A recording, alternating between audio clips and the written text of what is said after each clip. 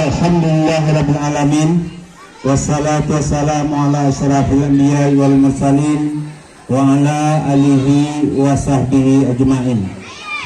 Asyhadu an la ilaha illallah wahdahu la syarikalah wa asyhadu anna Muhammadan abduhu wa rasuluh la nabiyya ba'dah. Yang terhormat Bapak anggota DPRD Kertanagam Ustadz Saflin SHIMH yang tadi hadir bersama-sama kita, tapi karena memang agenda beliau reses di Sungai Pua sehingga mohon maaf lebih dulu meninggalkan acara kita karena memang agenda yang juga sudah menunggu beliau di kantor Camat Sungai Pua. Kemudian yang kami hormati Bapak Camat Empat Koto yang pada kesempatan ini diwakili oleh Pak Kasih, Pak Amrizal. Selanjutnya yang kami hormati Inyak Wali Nagari Koto Tuo, pimpinan lembaga nagari, mungkin dari unsur kerapatan adat nagari, dari BAMUS atau dari Majelis Ulama Nagari atau dari Bunda Kanduang yang kami muliakan. Kemudian yang kami hormati Bapak Pengawas Pendidikan Agama Islam Kecamatan Ampekoto yang sekaligus saya lihat ini mewakili pengawas sekolah ya Pak, karena pengawas sekolah tidak ada karena juga agenda yang padat di kecamatan. Selanjutnya yang kami hormati Bapak dan Ibu pengurus komite, istimewa tentu kepada Kepala SD 03 Kota Tuo beserta Bapak dan Ibu Majelis Guru. Yang kami muliakan Bapak dan Ibu para orang tua, wali murid dari anak-anak kita baik yang tamat tahun ini di kelas 6 maupun juga yang ikut wisuda tahfiz yang pertama.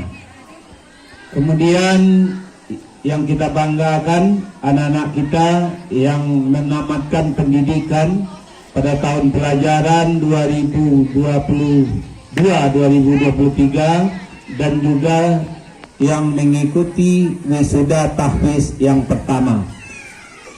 Hadirin semua tamu undangan yang mungkin maaf tidak bisa kami sebutkan satu persatu. Pertama, kita kembali bersyukur kepada Allah Subhanahu wa Ta'ala. Alhamdulillah berkat rahmat dan karunia Allah kita bisa hadir dan dipertemukan dalam acara yang dilaksanakan oleh sekolah kita ini. Kemudian salawat dan salam untuk junjungan kita Nabi besar Muhammad sallallahu alaihi wasallam. Pertama, izinkan saya menyampaikan salam maaf dari Pak Bupati Agam Bapak Dr. Haji Andri Warman MM yang juga diundang oleh kepala sekolah pada acara ini, namun karena pada pagi hari ini sampai nanti sore sangat padat agenda di Kabupaten Agam. Pak Bupati menjadi inspektur upacara di Taman Makam Pahlawan Siti Manggopo dalam rangka peringatan Perang Manggopo yang ke-115, sudah 1 abad lebih. Kemudian Pak Sekda juga menghadiri upacara peringatan Perang Kamang, jadi jamnya sama. Oleh sebab itu beliau mewakilkan kami. Saya ditugaskan Pak Bupati, di samping juga undangan kepala dinas, ditugaskan sekaligus mewakili Bapak Bupati Agam. Mudah-mudahan tanpa kehadiran Pak Bupati tidak mengurangi arti dan makna acara kita yang pertama ini. Kemudian Bapak dan Ibu, kami mohon maaf karena memang meminta kepada kepala sekolah untuk bisa dimulai tepat waktu, karena saya pun 4 agenda pada jam yang sama. Ini saya sudah ditunggu di mes belakang balok karena ada rapat koordinasi dengan Dekan Fakultas Ilmu Pendidikan dan guru besar dari Universitas Negeri Jakarta dalam rangka peningkatan pendidikan di Agam ke depan. Oleh sebab itu kami mohon maaf lebih maju memberikan sambutan daripada Nyak Wali, Pak Camat, mohon untuk dimaklumi. Yang pertama, pemerintah Kabupaten Agam memberikan apresiasi, ucapan terima kasih dan penghargaan yang tinggi khususnya kepada Sekolah Dasar SD Negeri 03 Kota Tua dengan seluruh unsur yang terkait, baik orang tua, komite maupun wali dan kecamatan. Mengapa kita berikan apresiasi? Karena salah satu prioritas pembangunan Agam ke depan itu adalah meningkatkan sumber daya manusia. Sudah menjadi ketetapan dalam peraturan daerah Kabupaten Agam nomor 3 tahun 2021 tentang rencana pembangunan jangka menengah daerah. Nah, visi Pak Bupati sudah ditetapkan, yaitu mewujudkan Kabupaten Agam yang maju, masyarakat yang sejahtera, menuju Agam mandiri berprestasi yang madani. Kemudian prioritas pembangunannya salah satunya ingin mewujudkan kualitas sumber daya manusia di Kabupaten Agam. Nah, bagaimana cara meningkatkan sumber daya manusia ini? Nah, tentu salah satunya melalui peningkatan mutu dan kualitas pendidikan anak-anak kita. Baik mulai dari pendidikan anak usia dini, pendidikan sekolah dasar, dan juga pendidikan di sekolah menengah pertama. Nah, bagaimana caranya? Ada 3 prioritas yang sudah kita sampaikan, kita sosialisasikan kepada seluruh jajaran Dinas Pendidikan dan Kebudayaan Kabupaten Agam. Yang pertama adalah program tahfiz. Baik di masyarakat, pemerintah Kabupaten Agam mendorong di setiap negari, di setiap jorong lahir rumah-rumah tahfiz, pondok-pondok tahfiz, agar anak kemenakan kita bisa belajar Al-Quran, bisa mempelajari isi kandungan Al-Quran, dan juga sekaligus bisa menghafal Al-Quran. Kemudian yang kedua juga didorong melalui lembaga pendidikan sekolah. Mulai dari PAUD, TK, ada Iqra, ada metode Iqra. Minimal tamat TK itu diharapkan sudah mampu sampai Iqra 7. Ini dalam rangka membumikan Al-Quran di Kabupaten Agam. Yang kedua, untuk sekolah dasar ditetapkan dalam RPJMD, tamatan sekolah dasar kelas 6 sekarang ini kita harapkan minimal di samping bisa baca Al-Quran, juga bisa hafal Al-Quran juz 30 atau 1 juz. Dan ini akan menjadi syarat masuk SMP ke depan. Artinya kalau tidak mampu api 1 juz, belum bisa menamatkan pendidikan di sekolah dasar, belum bisa diterima di SMP atau seterusnya. Nah, oleh sebab itu makanya kami mendorong semua sekolah di Agam ikut berpartisipasi, ikut menjadikan program tahfiz sebagai program ekstrakurikuler wajib di sekolah. Ini sudah menjadi keputusan Peraturan Daerah Kabupaten Agam nomor 3 tahun 2021. Nah, targetnya capaiannya kapan? Mulai 2021 secara bertahap, puncaknya 2026 nanti. Nah, kemudian tamatan SMP minimal habis 2 juz, juz 30 dan juz yang pertama. Oleh sebab itu, supaya anak kita bisa habis 1 juz, bisa habis 2 juz dan seterusnya, tentu tidak mungkin hanya diserahkan kepada rumah-rumah tahfiz saja. Tapi sekolah ikut berpartisipasi. Sekolah menjadikan program tahfiz sebagai program unggulan di sekolahnya melalui kegiatan ekstrakurikuler wajib di sekolah. Nah, oleh sebab itulah makanya itu program kita yang pertama. Yang kedua, ada program penguatan di bidang adat istiadat. Insya Allah mulai tahun ajaran baru besok, Bapak dan Ibu, para orang tua, tokoh masyarakat, insya Allah tahun ajaran baru bulan Juli nanti mulai sekolah, sekaligus kita akan mulai meluncing kembali dilaksanakan kurikulum muatan lokal tentang adat budaya Minangkabau di sekolah. Tidak boleh lagi sekolah mengabaikan tentang kurikulum mata lokal. Karena sekarang dengan kurikulum merdeka terbuka peluang bagi daerah untuk menjadikan kurikulum mata lokal itu berdiri sendiri, tidak lagi diintegrasikan dengan mata pelajaran yang lain. Nah, oleh sebab itu bagaimana kembali melakukan pembelajaran kepada anak didik kita tentang adat istiadat yang ada di negari kita ini. Adat salingka negari. Bagaimana anak kita tahu dengan kato nanampe. Karena zaman dahulu kalau kita tidak tahu dengan nampe dikatakan awak kurang tarati, kurang punya etika. Contohnya berjalan di hadapan orang yang lebih tua tanpa minta izin, itu kutar awak namanya, kurang tarati. Berbicara dengan yang lebih tua harus dengan hormat, dengan lemah lembut, dengan sopan. Ini harus diajarkan lagi oleh guru. Ini tantangan kita ke depan. Nah, itu yang kedua. Yang ketiga, kita juga, anak kita hebat akademiknya, hebat juga dia di bidang agama, hafal dia Al-Quran, juga tahu dengan adat, juga pintar hendaknya berkomunikasi dengan dunia internasional. Artinya mampu juga nanti bahasa Inggris, terutama tentu ditingkatkan nanti di SMP. Di SD mungkin sudah dimulai pengenalan-pengenalan tentang keterampilan berbahasa Inggris. Nah, melalui 3 program unggulan ini, kita harapkan ini bisa meningkatkan karakter peserta didik kita.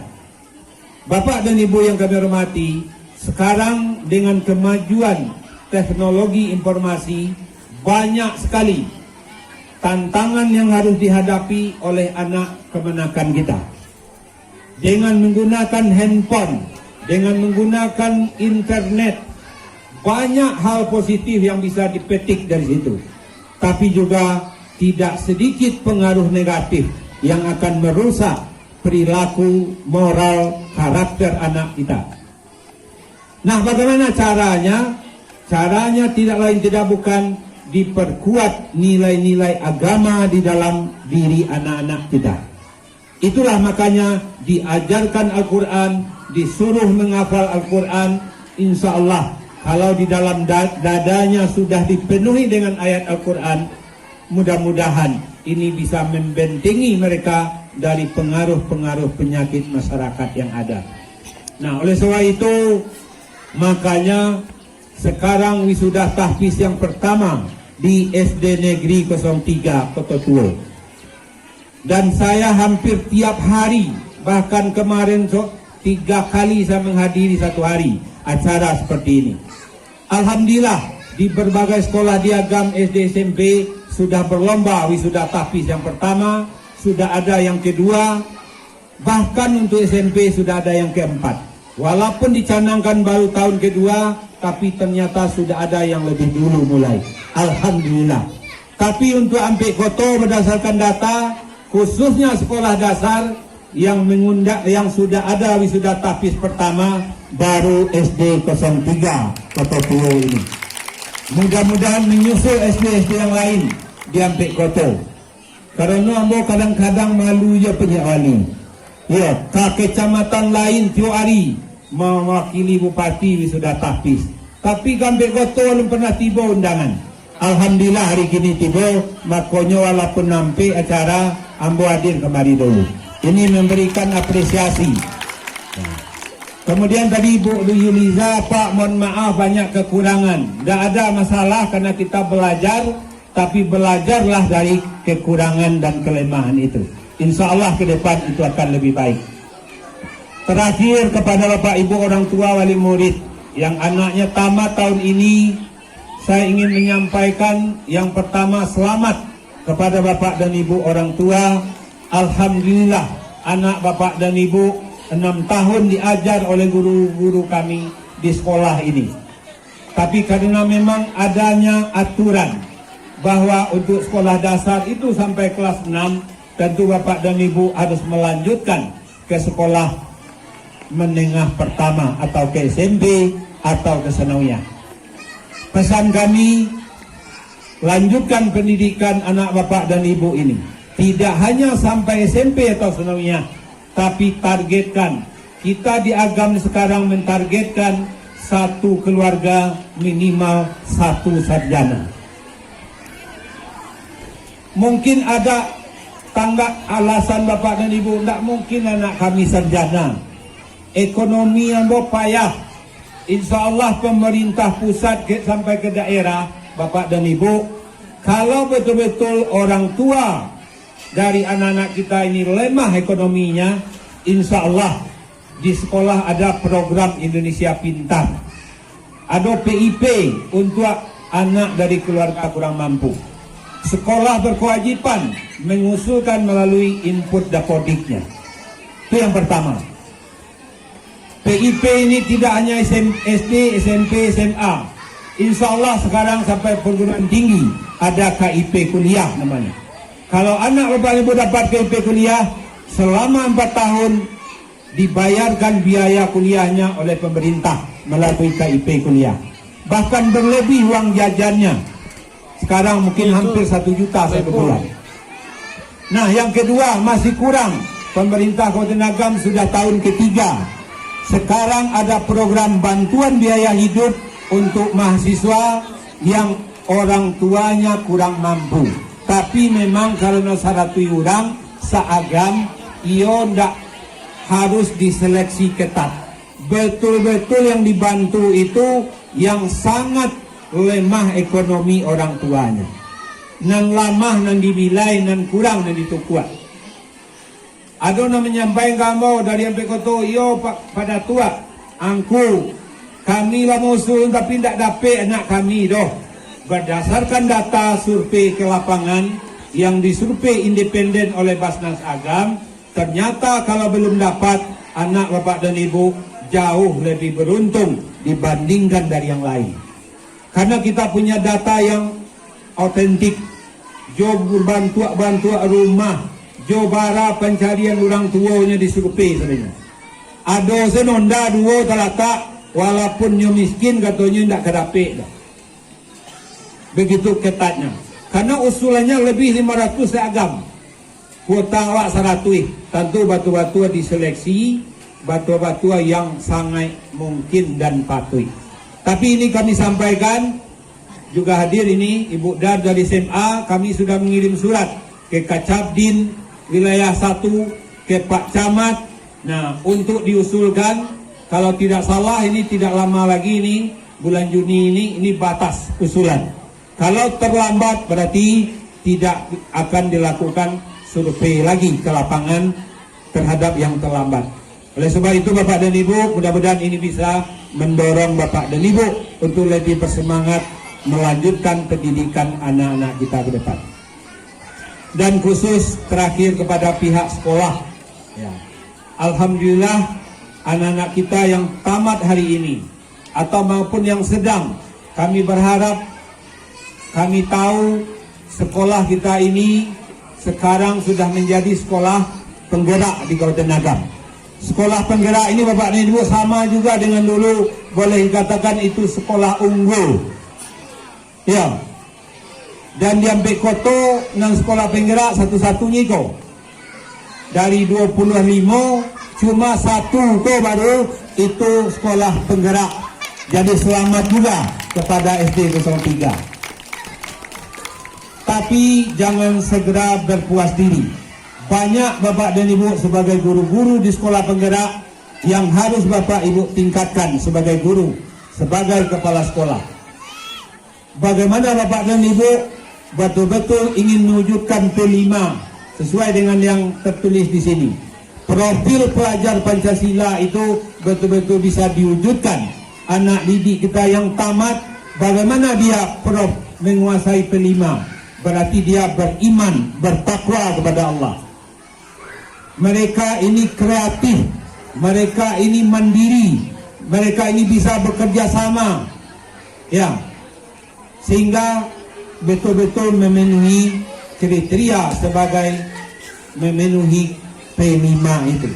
Oleh sebab itu tingkatkan terus pembelajaran yang diberikan bukan menurut selera guru, tapi menurut kebutuhan anak didik kita. Yang kedua, kalau kita sudah sekolah penggerak, kita sudah sekolah kurikulum merdeka, tolong betul-betul bebas sekolah ini dari bullying, dari tindak kekerasan. Kekerasan fisik itu tidak lama lagi. Tidak ada kami lampang do. Yang paling berbahaya itu sekarang adalah tindak kekerasan secara verbal. Apa itu? Melalui kata-kata, melalui kalimat. Contoh, tidak dapat diana atau nilainya 5 misalnya, waang yo paka pandia. Ini tidak boleh lagi sekarang. Ini perlu saya sampaikan kepada Bapak dan Ibu Guru di hadapan orang tua. Nah, Bapak dan Ibu Guru harus mulai penuh dengan kesabaran, dengan lemah lembut mendidik anak. Kalau gurunya sudah, Bapak dan Ibu di rumah juga demikian. Tidak boleh anakku dikasai dah, tapi dididik dengan lemah lembut, dengan kasih sayang. Tak zamannya lah. Kalau mulu ambo maja siswa, yo dipilin dia telinga anak tu. Diangke alambuik nak kata. Tapi sekarang tak bisa lagi seperti itu. Nah, ini perlu karena melalui kurikulum merdeka betul-betul bagaimana sekolah menjadi tempat yang paling menyenangkan bagi anak didik kita. Nah, buktinya anak-anak didorong bagaimana bakat kemauannya kita lihat sekarang itu. Itu namanya panen karya atau panen hasil belajar. Ya, atau hasil belajar selama 1 semester sebelumnya. Anak berbakat di bidang kearifan lokal, nyo bisa menari, nyo bisa persambahan ditampilkan. Ini hasilnya. Dia berbakat memanfaatkan barang-barang bekas, keterampilan. Nah, itulah yang kita lihat di sana. Insya Allah kalau kurikulum merdeka ini berjalan lancar nanti, insya Allah anak didik yang berkarakter, anak didik yang punya skill, keterampilan ini bisa akan terwujud. Itulah Bapak dan Ibu yang kami hormati, karena memang waktu yang terbatas, itu yang bisa kami sampaikan. Sekali lagi selamat kepada anak-anak kami yang tamat maupun yang sudah tahfiz, tingkatkan terus hafalannya. Kalau sekarang baru 1 juz, tingkatkan 2 juz, 3 juz, karena kemarin kami hadir di salah satu pesantren di Agam, di Baso,